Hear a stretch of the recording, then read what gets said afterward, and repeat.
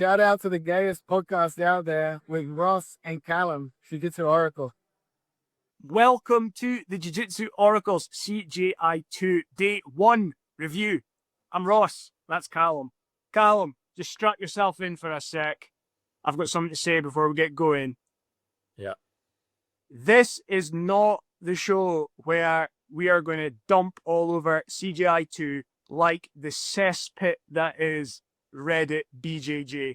This is a show where I want to talk about the overall positivity, the overall amazing spectacle that was CJI 2, and the fact that I'm so grateful and glad that we have an event like this. Is there improvements that can be made? Of course, there's improvements. You will have improvements that can be made to everything in your life, right? But sometimes it's important to stand back, look at the bigger picture, and be grateful for what you have. So, while some of the matches may not have been the most exciting, while there may have been some things on the show that I thought shouldn't have been there, while I'd have liked it if the show was much shorter and went along at a quicker pace, I want to focus on how much I enjoyed CJI while getting into some of the more controversial and interesting aspects that took place on the show. Maybe that's just where I am mentally. Calum, what's your mental space with regards to this event? Yeah, compared to last year, was it a little bit underwhelming just because last year was so good? Yeah, maybe, but still a very enjoyable event to watch. And then it is the first round, and we've still got the big matchups between New Wave and Atos, and then most likely B team against the winner of them or Australasia. So still got some very big matches ahead. I think as far as the rule set, the more submissions are emphasized, the less likely you're going to see submissions. That's kind of my opinion, especially more so in this team event where it is a good thing sometimes if like you can just take someone out that's better or bigger than you on the other team and not get submitted yourself.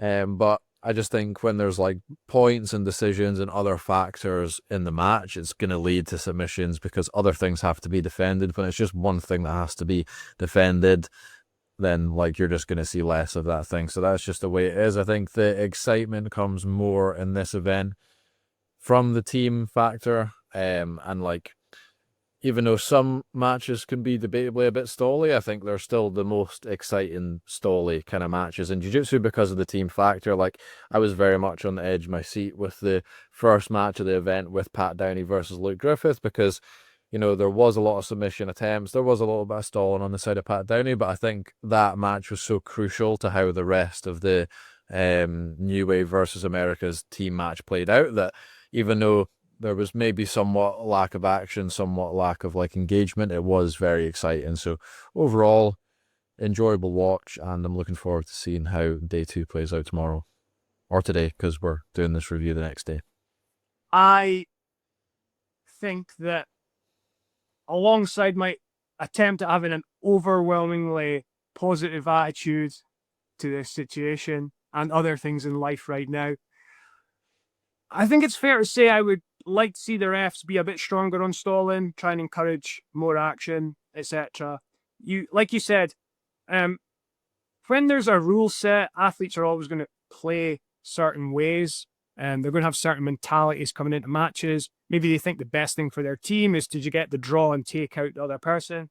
But if the event organizers and the people they're employed by the event, like the referees, want to see a lot of action, get on top of the guys, make them work right away. No back steps, no disengagements, penalties, heavy penalties for doing so. If you want to do like a clock like in wrestling, if you want to do a Shido system like in judo, I don't really mind.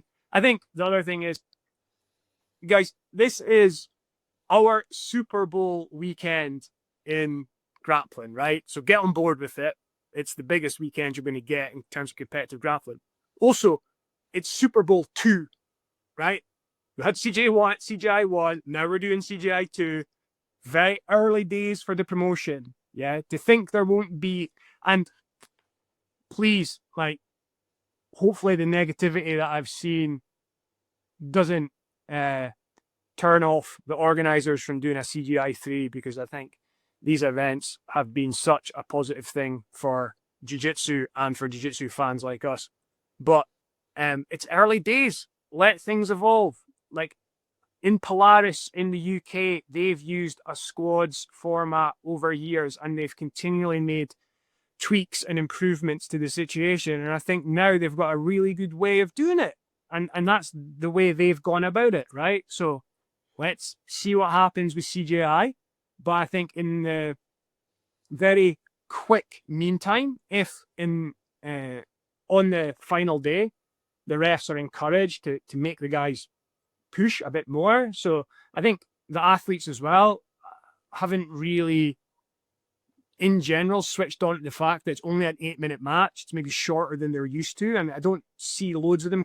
Like there's been a few, especially when it's been a big guy against a little guy, come out and put on a lot of pace early and try and bully them around. But yeah, some of the athletes have come out a bit lackluster. Who's going to be able to affect that? Like the referee in the middle and making sure that they get engaged quick and they don't backstep or back out. So anyway, do you want to come in on like anything to do with that before we talk about a couple of things we saw, which is obviously going to involve a couple of controversial submission situations in the event, but just anything else you want to come in on there? Yeah, I think the moving backwards is like a really good point.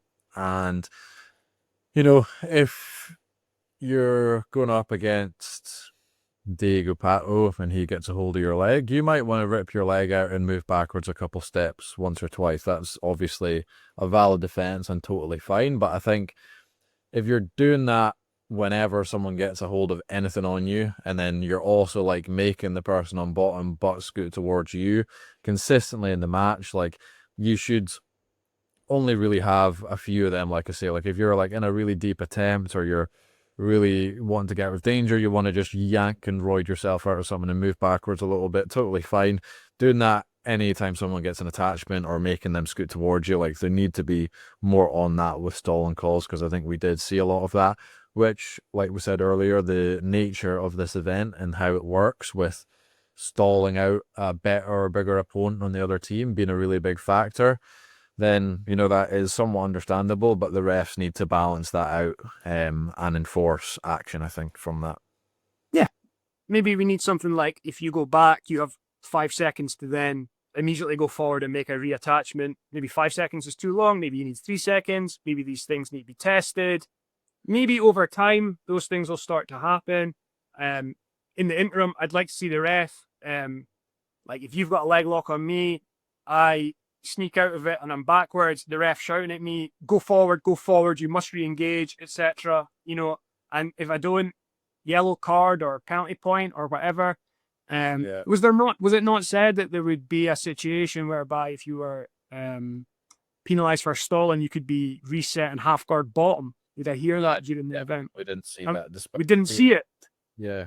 And I think as well, even some positions that is maybe a bit more sneaky to do it, especially if you're like the bigger grappler, like sitting in someone's half guard but sitting back on your heels and just negatively grip fight, and that is another form of stalling. Even though you're technically engaged in the guard, like you're not really, like from an offensive point of view, what is that doing sitting back on your heels, not putting any pressure on your opponent?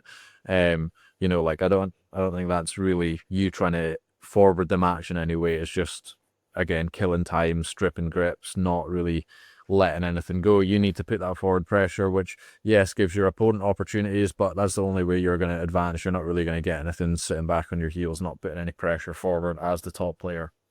Yeah, and look, if I'm top player against someone who's like a massive threat underneath, I understand the mental state that you'd be in, being fearful of making mistakes, etc. If I'm the coach and I'm wanting my guy who's trying to dodge trouble just to get through it, I understand that mental approach. If I'm Craig Jones, who's organised the event, sitting watching and this kind of thing's happening, what can he do about it? You know, like when it's, I think the only way around it is to have officials, referees, etc., being a lot stronger in getting things happening. And I think that's out with the hands of all the other people. And involved in the situation. So if we could just see a bit more of that, I'd be cool. But again, I was far more on the edge of my seat watching this event than loads of other grappling events. Even in matches that actually were a bit flatter in terms of what was happening, it was the potential, because we're talking about like pretty much the best grapplers in the world, save for a few that are missing, going up against each other. Just in any of those combinations, the potential for what could happen is always huge. And I think that keeps me invested in it, you know? So let's quickly run through what we saw. We saw New Wave beat the Americas in the first match. Anything other than controversial submissions that you want to talk about in this briefly? I think, as well as other underdog teams, Americas did surprisingly well, came down to the wire. We got to see the match we wanted to see with Mika and Dante, which I think was a really good and entertaining match. Both of them showed a good account of themselves.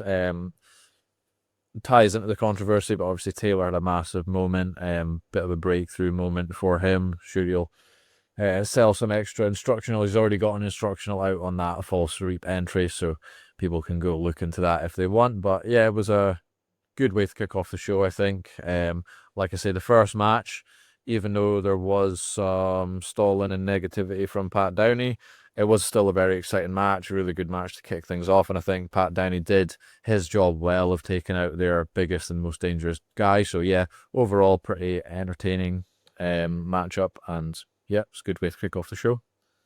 Just taking one slight step back, and it might be that I didn't hear it properly. I don't know if you said Dante or DeAndre for the match that Mika. I meant to say Dante.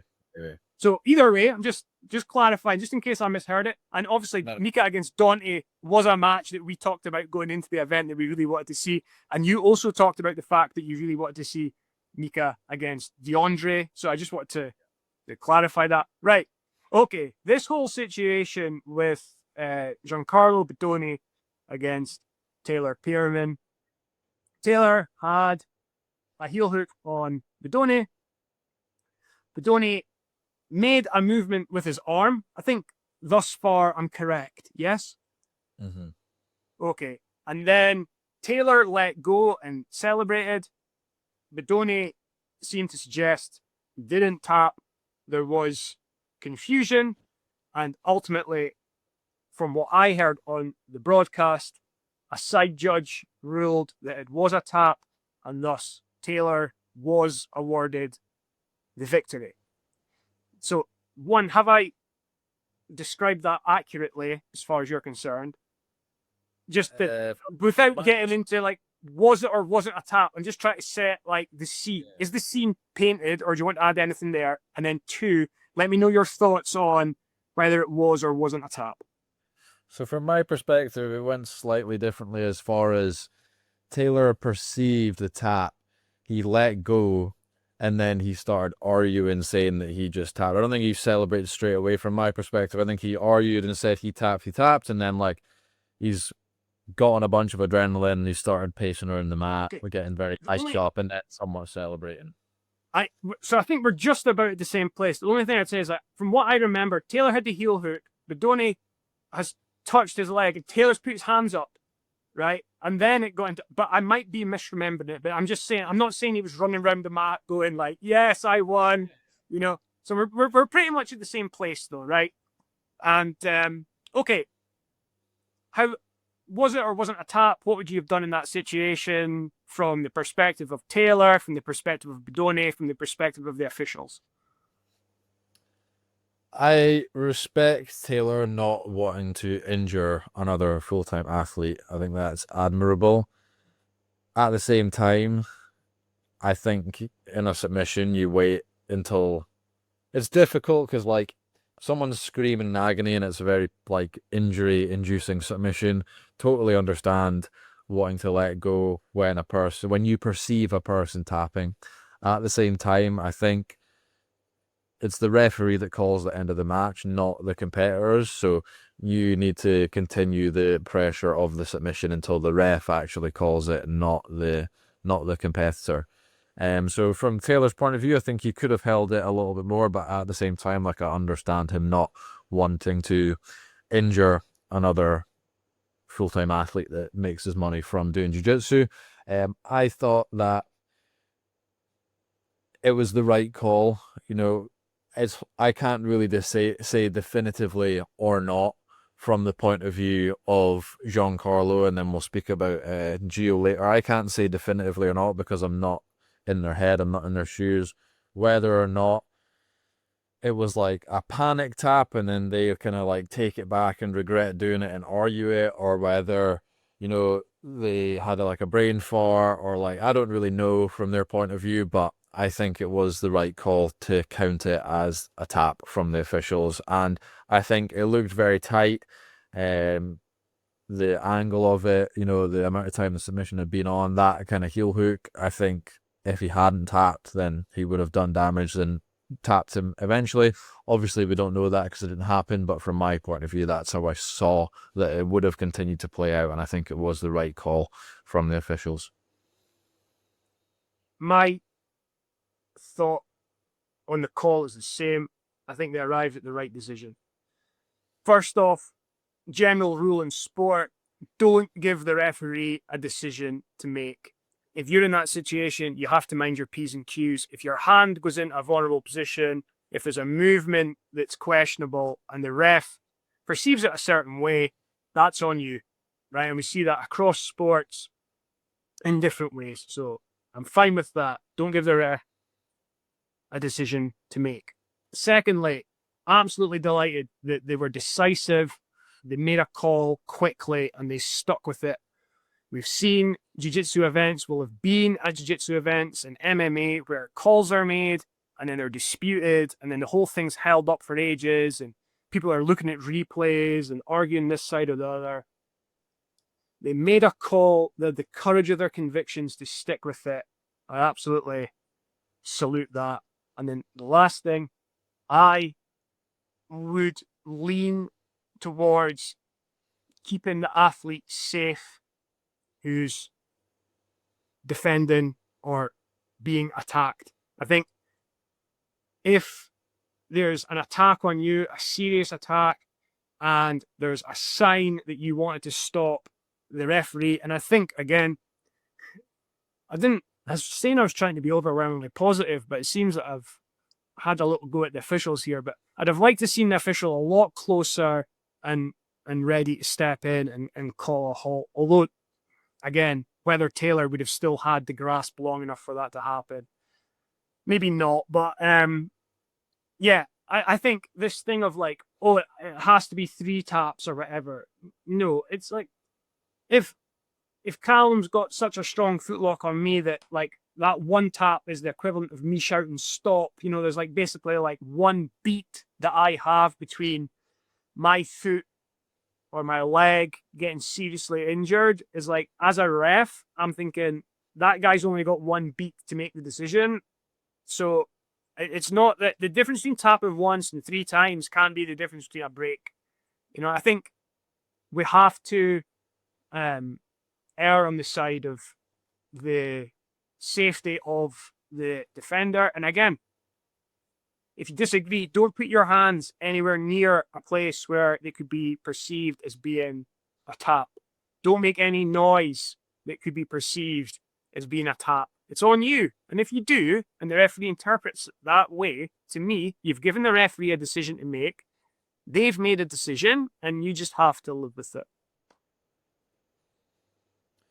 Yeah, I think as well, like, if you're putting your hands on your opponent's legs to try escape, you'd be doing it in a different way than kind of just like, you'd be like pushing and posting, you'd be doing it a lot more aggressively to try escape such a tight submission.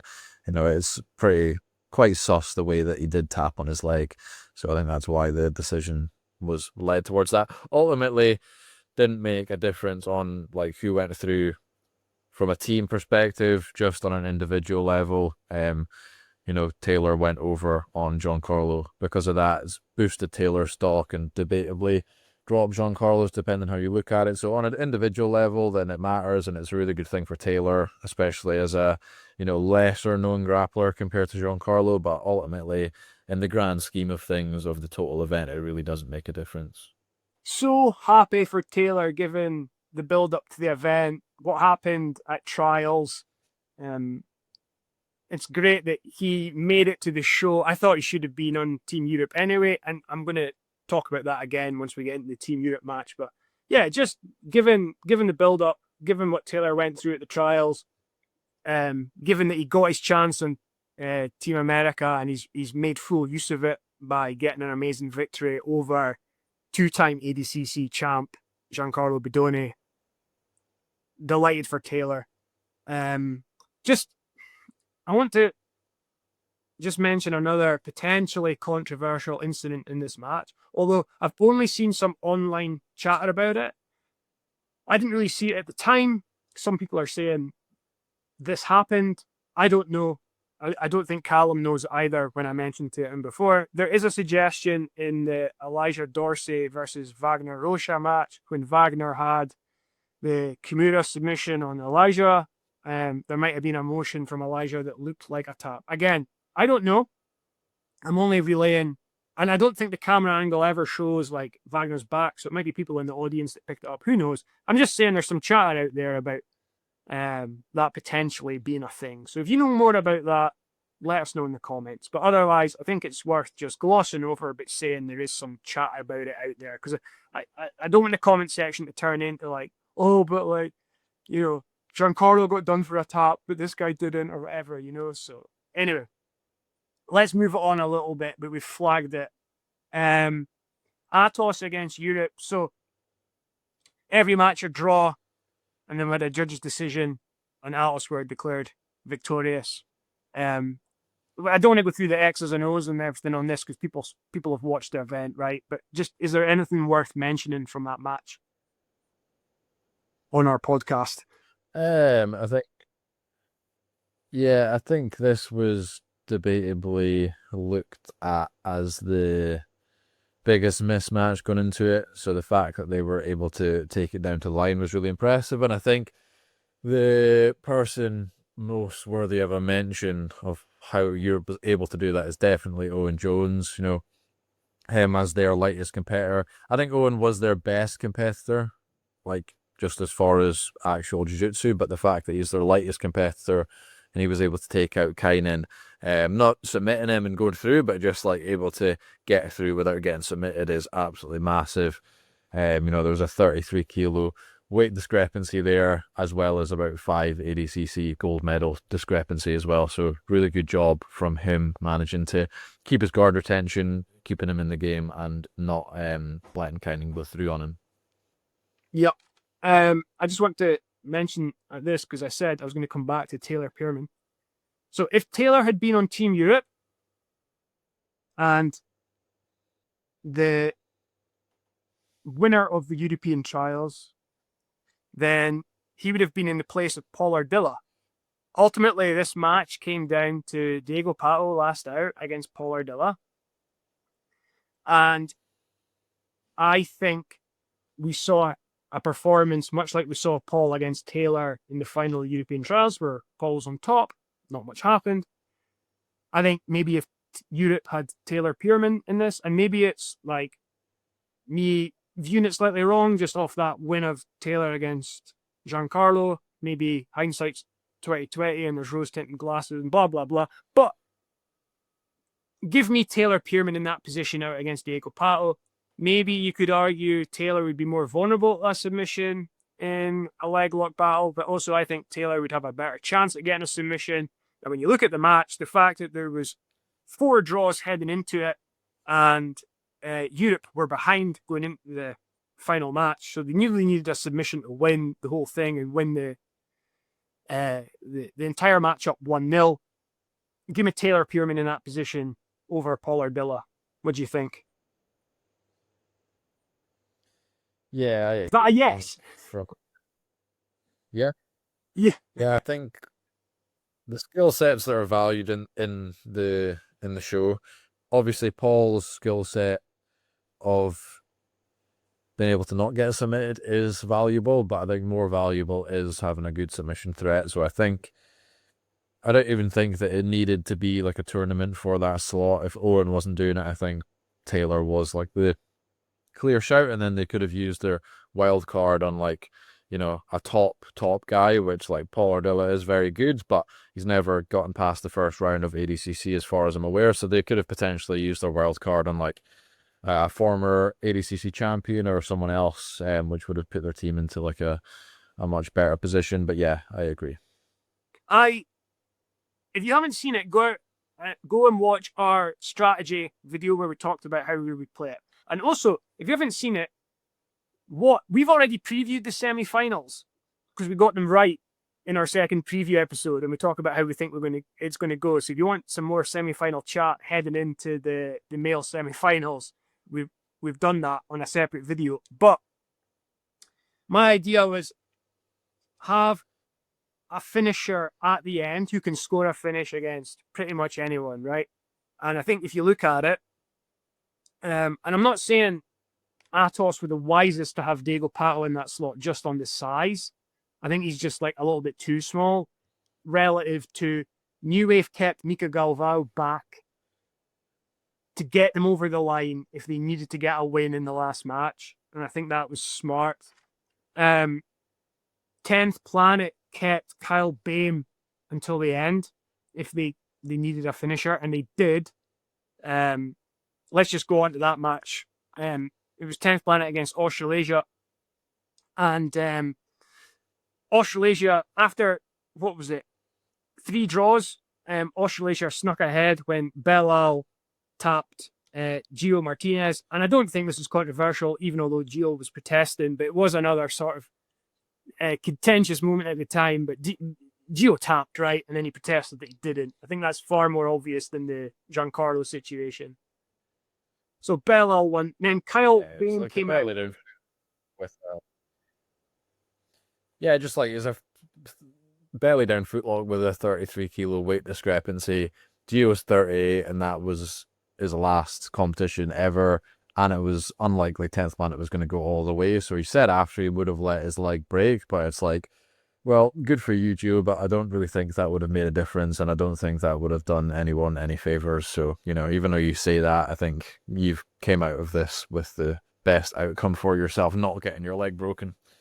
Agreed. And then, so Belal beat Gio to put Australasia ahead, and then Kyle Bame came out and submitted Belal to then level up the scores. So again, you know, keeping that finisher in back right to the end. So if you have to come from behind, you can get that win to maybe level it up. Or you've got a finisher to get over the line if you need it. To me, that's important. That's how I would play it, although there are other strategies possible. Ultimately, Australasia, who the absolute dog that is Kenta, out at last, and he did a really good job, I thought, against Kyle to draw that match. And then Australasia got the nod on the judge's decision overall, and they're going to go through and play B team in the bottom half of the draw. So is there just anything else on the Australasia match that you want to flag? Yeah, another enjoyable matchup. Really enjoyed Fabrizio's performance. I think he was really close to getting subs a few times, but really enjoyed some of the transitions and passes that he was able to pull off in the match. So looking forward to seeing more of him going forward. And then, yeah, Kenta, obviously, I think his opponent was a little bit tired having that as the second match, but he was still giving up around 22 kilos. So he did a really good job in dominating that match, to be honest. Yeah. And then it's going to be B team. They beat Daisy Fresh. The only submission win in the match was Nikki Rod getting a rear naked choke against Brandon Reed. The rest of the matches went to draws. Because Nikki Rod had the submission, that meant B team won 1-0, and we didn't get to see Ethan Crownston because B team only had to put out 4 guys, and all 5 of the Daisy Fresh guys were used. So just on the B team match, have you got any comments that you want to share? I I think when we spoke about this before the record, you had brought up the point that it is the first day and maybe some people are saving themselves, but I did feel like Joseph Chen kind of went into the match at a certain gear and was just like, I'm just going to stay at this gear regardless of like what time was left in the match. I think he would have been capable of beating Max if he'd went up a gear, but again, maybe he was saving his energy for the next couple of rounds. But I thought he could have maybe put a little bit more into the match at certain points and maybe advance a little bit more. Nicky Rod was interesting to see him in a matchup with someone with arguably better wrestling than him, a little bit bigger as well, and how he tried to kind of come through that match. All he really needed was the one opening to get the finish and get on the back. But I think as well, that's definitely a match where they could have put more stalling calls onto Brandon Reed.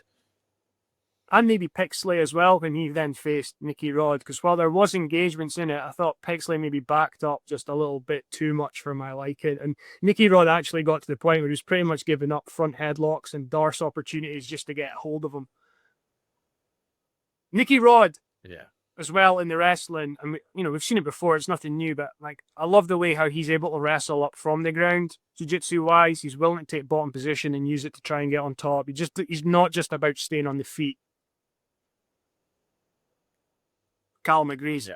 Okay, B Team against Australasia and New Wave against Atos. They're both matches that we chatted about in our previous episode. So if you want more on that, get into it. I put up a quick poll just before we did this episode. It was following a poll I previously did. So the first poll I put out on who do people think will win CJI 2. New Wave were still the overwhelming favourites, and I think Atos were ahead of B Team. I put out a second poll, and it looks like B Team's stock has risen. New Wave stock has dropped a little bit, and Atos's stock has dropped a bit more after the first day. So, who do you think wins it all, Calum?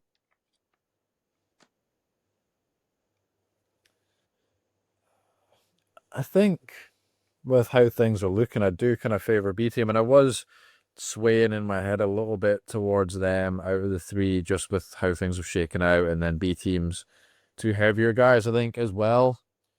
Not that Australasia can't give B Team a very hard matchup. I think they can, but the fact that New Wave and Atos are going to have to face each other, they might have some really tough matches. You could argue that favours B Team. Still really difficult to pick, and definitely any of those three can go ahead and win, but I'd maybe sway a little bit towards B Team as well. Well, my prediction for New Wave against Atos was 5 draws and a judge's decision, and I thought New Wave might just edge it. I think B Team against Australasia, I could actually see Australasia pick up maybe one shock win in amongst the 5 matches. Someone like Fabricio or Lucas or something. But I think just overall B Team's got too much strength and depth. Like once you have to take out Nicky Rod, and you have to take out Victor Hugo, and you have to take out Joseph Chen. It's a big ask. So, but I think that'll be. I think with the guys on Australasia though, like Declan Moody and people like that, like I think it's going to be a fun match. I think it'll probably be a more fun match than the Atos against New Wave one, which could be 5 really close battles. So I've got B Team against New Wave in the final. New Wave just getting past Atos. B Team maybe 1-0, 2-1 against Australasia getting through, and then that being the final. And I think at that point it's a toss-up again. You could lean B. Like I was New Wave going into the event probably. I was probably coming out of day one slightly more towards B Team's stocks gone up. I think we're talking about splitting hairs. Get in the comments and let us know if you have a decisive winner. But I think maybe we're saying B Team or New Wave at this stage, right? And maybe Atos have looked like the least impressive out of those 3 powerhouse teams. But they could still win. Yeah. Because they've got good guys. And then in the women's bracket, we had Helena against Adele. Helena won on judge decision. We had Sarah Gavau against Anna Carolina. Sarah won on judge decision. I think we went into this saying both matches were going to be super close and could go either way. I think we favoured Adele and Anna to come through. As it is, it's going to be Helena against Sarah in a rematch of a gi match that we saw not too long ago where Sarah used stack passing to kind of shut down Helena. But this match, no gi, CJI 2 rule set, it's going to be different. Who do you think wins it, Helena or Sarah?